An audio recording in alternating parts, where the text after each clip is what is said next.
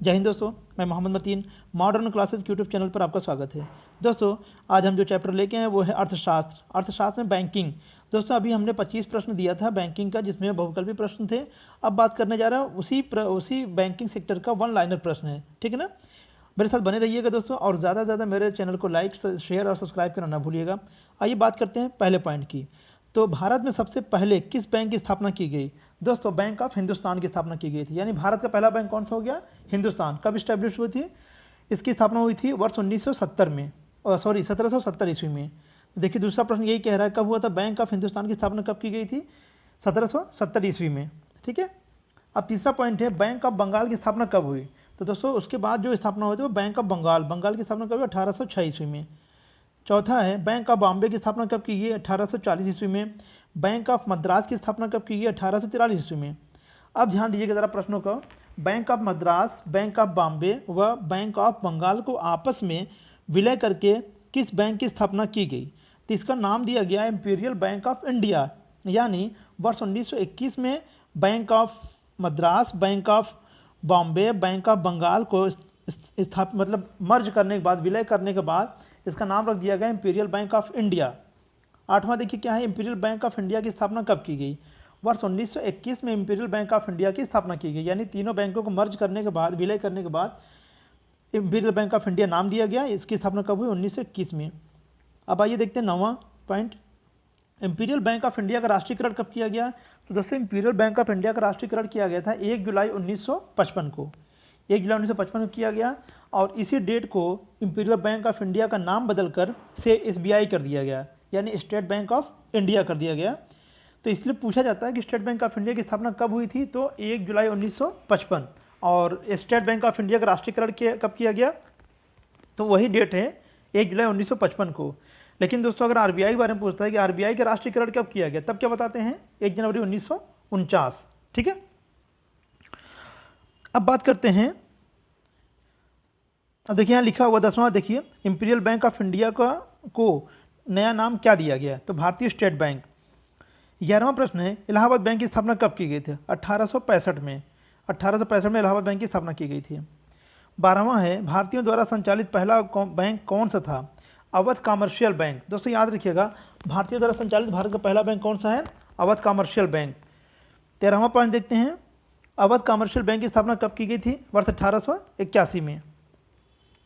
14 है, पूर्ण रूपेण भारतीयों का पहला बैंक कौन सा था? पूर्ण रूपेण का मतलब है यानी पूर्ण रूप से भारतीयों का पहला बैंक कौन सा था? तो उसका नाम क्या था? Punjab national bank. Punjab national bank की स्थापना कब हुई थी? 1894 में। ठीक है, कब हुई थी? 1894 ईस्वी में। 15वां देखते हैं, भारतीय रिजर्व बैंक ने कार्य करना कब शुरू किया? 1 अप्रैल 1935 को। यानी कि RBI गठन कब हुआ था? 1 अप्रैल 1935 को। और दोस्तों याद रखिएगा, इसके जब पूछा जाता है किस अधिनियम के तहत, तो वर्ष 1934 अधिनियम के तहत इसकी स्थापना हुई थी दोस्तों। ठीक है। और RBI के जब स्टार्टिंग में मुख्यालय कहाँ पर था? RBI के पहले मुख्यालय कहाँ पर था? पहले मुख्यालय था कलकत्ता में। लेकिन वर्ष 1937 में इसका मुख्यालय बदल करके कहाँ कर दिया गया? मुंबई कर दिया गया। और RBI के पहले गवर्नर कौन थे? ओसबर्न स्मिथ। और जब पूछता है दोस्तों कि सबसे RBI के पहला भारतीय गवर्नर कौन था, तो उनका नाम था CD देशमुख। और ये 11 अगस्त 1943 से लेकर 30 मई 1949 तक ये इनका कार्यकाल रहा है। ठीक है। अब बात करते हैं दोस्तों 16वें प्रश्न के, भारतीय बैंकिंग अधिनियम पारित कब किया गया? तो दोस्तों, वर्ष 1949 में भारतीय बैंकिंग अधिनियम पारित किया गया। 1 जनवरी 1949 को जब बैंकों का राष्ट्रीयकरण किया, जब RBI का राष्ट्रीयकरण किया गया, उसी समय भारतीय बैंकिंग का अधिनियम पारित किया गया, जो सभी बैंकों के ऊपर लागू करता है कौन? RBI लागू करता है। 17वां प्रश्न देखते हैं, 6 बड़े व्यावसायिक बैंकों का राष्ट्रीयकरण कब किया गया? अब दोस्तों यहाँ बात कर रहा है 6 बड़े व्यावसायिक बैंकों का राष्ट्रीयकरण। तो दोस्तों उसके पहले आप याद रखिएगा कि बैंकों का जो राष्ट्रीयकरण हुआ था, RBI को छोड़ दिया जाए, तो सबसे पहले जो राष्ट्रीयकरण 14 बैंकों को हुआ था, वो हुआ था 19 जुलाई 1969 को। ठीक है, 19 जुलाई 1969 को 14 बैंकों का राष्ट्रीयकरण किया गया था। जो बैंक थे, बैंक ऑफ बड़ौदा था, bank of Maharashtra, bank of India, Allahabad bank, central bank of India, syndicate bank, united commercial bank, united bank of India, united bank of India था, और union bank of India, Indian bank, Dena bank, PNB bank, Canara bank और Indian overseas bank. तो ये 14 बैंकों का राष्ट्रीयकरण कब किया गया? 19 जुलाई 1969 को। लेकिन अब ये कह रहा है 6 बड़े बैंकों का, तो कब किया गया? 15 अप्रैल 1980 को 6 नए बड़े बैंकों का राष्ट्रीयकरण कर दिया गया। इनकी पूंजी 200 करोड़ रुपए थी। कौन कौन से बैंक थे दोस्तों, उसका नाम जान लेते हैं। Andhra bank, Punjab and Sindh bank, Vijaya bank, corporation bank, oriental bank of commerce, new bank of India. इन 6 बैंकों का राष्ट्रीयकरण किया गया 15 अप्रैल 1980 को। तो ठीक है, अब बात करते हैं 18वें प्रश्न की। 18वां प्रश्न क्या है दोस्तों? भारतीय रिजर्व बैंक की दूसरी अनुसूची में सम्मिलित बैंकों को क्या कहते हैं? अनुसूचित बैंक। 19 देखते हैं, किस समिति की रिपोर्ट के आधार पर निजी क्षेत्र के बैंक स्थापित करने की अनुमति प्रदान की गई? नरसिम्हन समिति ने निजी क्षेत्र के बैंकों को स्थापित करने की प्रक्रिया यानी अपनी समिति के तहत उन्होंने बात कही थी। 20 है, देश का पहला तैरता एटीएम कहाँ स्थापित किया गया? तो दोस्तों देश का पहला जो एटीएम था वो स्थापित किया गया था कोच्चि यानी केरल में। और दोस्तों एसबीआई के द्वारा यह स्थापित किया गया था 9 फरवरी 2004 को, और 9 फरवरी 2004 को ये स्थापित किया गया। और जिसने स्थापित किया उस कंपनी का नाम था Kerala shipping inland navigation corporation के द्वारा। झनकार नामक स्टीमर में इसको लगाया गया था। और दोस्तों ये 2 जगहों के बीच में इसको चला गया था, एर्नाकुलम से लेकर व्यापीन के मध्य। अशोक के कीनी ने की थी, यानी अशोक के कीनी इसके जो थे ये फाउंडर थे। अब बात करते हैं 21वें प्रश्न की। 21वां प्रश्न, बैंकों के ग्राहकों की शिकायतों का निदान करने के लिए बैंकिंग लोकपाल योजना कब लागू की गई? 14 जून 1995 को बैंकिंग लोकपाल को लागू किया गया, लेकिन 2002 और 2006 में इसका विस्तृत पावर मिली, इसको शक्तियाँ ज़्यादा मिल गई। अब क्योंकि अब जैसे जैसे ग्राहक बढ़ते गए, जैसे जैसे लोग इसकी डिमांड करते रहे, वैसे वैसे इसका ताकत बढ़ती गई। ठीक है, 22वां प्रश्न है, भारतीय रिजर्व बैंक ने कब तक पाकिस्तान के लिए भी केंद्रीय बैंक के रूप में कार्य किया? 30 जून 1948 तक आरबीआई ने पाकिस्तान के लिए मुख्य रूप यानी कि केंद्रीय बैंक के रूप में कार्य किया। अब बात करते हैं 23वें प्रश्न की। भारतीय रिजर्व बैंक के एक गवर्नर के अलावा कितने डिप्टी गवर्नर होते हैं? तो कितने डिप्टी गवर्नर होते हैं दोस्तों? 4 डिप्टी गवर्नर होते हैं। तो अब वर्तमान समय में हमारे आरबीआई के गवर्नर कौन हैं? उनका नाम है मिस्टर शक्तिकांत दास। और ये कब से पोस्ट पे हैं दोस्तों? 12 दिसंबर 2018 से हैं। ये 25वें क्रम के आरबीआई गवर्नर हैं। जो 4 अन्य गवर्नर उनके नाम हैं एनएस विश्वनाथ, वीपी कानूनगो, एमके जैन और माइकल पात्रा। दोस्तों याद रखिएगा 23 जुलाई 2019 से को विरल आचार्य व्रत ने क्या किया था? इस्तीफा दे दिया था, और उनकी जगह पर ये आए हैं माइकल पात्रा। काफ़ी दिन तक ये पोस्ट खाली थी दोस्तों, याद रखिएगा। अब बात करते हैं 24वें प्रश्न की। रिजर्व बैंक अधिकतम किस मूल्य वर्ग तक के बैंक नोट जारी कर सकता है? तो अधिकतम वो 10,000 रुपये तक के नोट जारी कर सकता है। 25वां प्रश्न है, रिजर्व बैंक अधिकतम किस मूल्य वर्ग तक के सिक्के जारी कर सकता है? तो सिक्कों की बात करेंगे तो 1,000 रुपये तक के सिक्के जारी कर सकता है। 26 है, रिजर्व बैंक नोट मुद्रण की स्थापना कब की गई? 3 फरवरी 1995 को की गई थी। 28वां प्रश्न है, प्रत्येक अनुसूचित वाणिज्यिक बैंकों को अपनी जमा का एक निश्चित अंश भारतीय रिजर्व के पास नकद रूप में रखना अनिवार्य होता है। उसे क्या कहते हैं? नकद आरक्षित अनुपात, यानी कैश रिजर्व रेशियो, CRR जिसे बोलते हैं। 29वां देखते हैं, राष्ट्रीय साख परिषद की स्थापना कब की गई? तो 12 दिसंबर 1977 की गई थी। 30वां प्रश्न है, भारतीय ऋण गारंटी निगम की स्थापना कब की गई? 1971 में। अब 31वां देखते हैं प्रश्न दोस्तों क्या है, भारतीय ऋण गारंटी निगम का नाम बदलकर जमा राशि बीमा एवं ऋण गारंटी निगम किया गया 1978 में।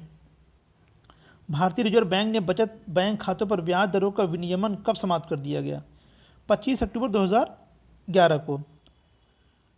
अब बात करते हैं दोस्तों, भारतीय स्टेट बैंक के सहयोगी बैंक वर्तमान में कितने हैं? दोस्तों एक बात याद रखिएगा, ये कह रहा है कि वर्तमान में कितने हैं, तो वर्तमान में अगर देखा जाए तो इस समय कोई नहीं है। उसका रीज़न क्या है दोस्तों, मैं आपको बता देता हूँ, समझ लीजिएगा। स्टेट बैंक के कुल 8 समूह थे, यानी स्टेट बैंक ऑफ इंडिया एक था, state bank of Bikaner, state bank of Hyderabad, state bank of Mysore, state bank of Patiala, state bank of Travancore, state bank of Saurashtra और स्टेट बैंक ऑफ इंदौर। लेकिन वर्ष 2008 में स्टेट बैंक ऑफ सौराष्ट्र का विलय SBI में कर दिया गया। बचे कितने? 6 बैंक। फिर वर्ष 2010 में स्टेट बैंक ऑफ इंदौर का विलय कर दिया गया SBI में। बचे कितने? 5 बैंक। यहाँ जो 5 लिखा है दोस्तों, तो ये 5 वही वाला 5 है जो कि बता रहा है कि कितने बैंक बचे थे। अब ध्यान दीजिएगा, SBI के 5 बैंक थे, लेकिन 1 अप्रैल 2017 को 1 अप्रैल 2017 को क्या किया गया? 5 जो बैंक बचे थे, कौन कौन से, बीकानेर, हैदराबाद, मैसूर, पटियाला और त्रावणकोर, इन सबको विलय कर दिया गया किसमें, एसबीआई में। तो यानी वर्तमान समय की बात करें तो इसमें कोई बैंक भी नहीं बचे हैं, यानी सारे का विलय कर दिया गया है। ये जितने बैंक दिखाई दे रहा है आपको ना, ये सारे bank, state bank of Bikaner and Jaipur, state bank of Hyderabad, state bank of Indore, state bank of Patiala व स्टेट बैंक ऑफ मैसूर, इन सब का विलय करके एसबीआई में कर दिया गया है। ये बात याद रखिएगा। कब किया गया था, 1 अप्रैल 2017 को। 35वां प्रश्न है, भारतीय स्टेट बैंक के किन सहयोगी बैंकों के उसमें विलय कर दिया गया, स्टेट बैंक ऑफ सौराष्ट्र और स्टेट बैंक ऑफ इंदौर। तो दोस्तों ये देखा जाए तो 7 बैंक जो मैंने बताया सभी का विलय कर दिया गया है। तो लेकिन ये कब किया गया था, स्टेट बैंक ऑफ सौराष्ट्र की विलय किया गया था 2008 में, 1 अप्रैल 2008 को। और वहीं स्टेट बैंक ऑफ इंदौर का कब विलय किया गया था, 1 अप्रैल 2010 को किया गया था। अब बात करते हैं 36 का, नेशनल इलेक्ट्रॉनिक फंड ट्रांसफ़र देश में कब शुरू की गई, अक्टूबर 2005 में। 37वां प्रश्न दोस्तों, भारतीय प्रतिभूति व्यापार निगम की स्थापना कब की गई, 12 जनवरी 1992 को।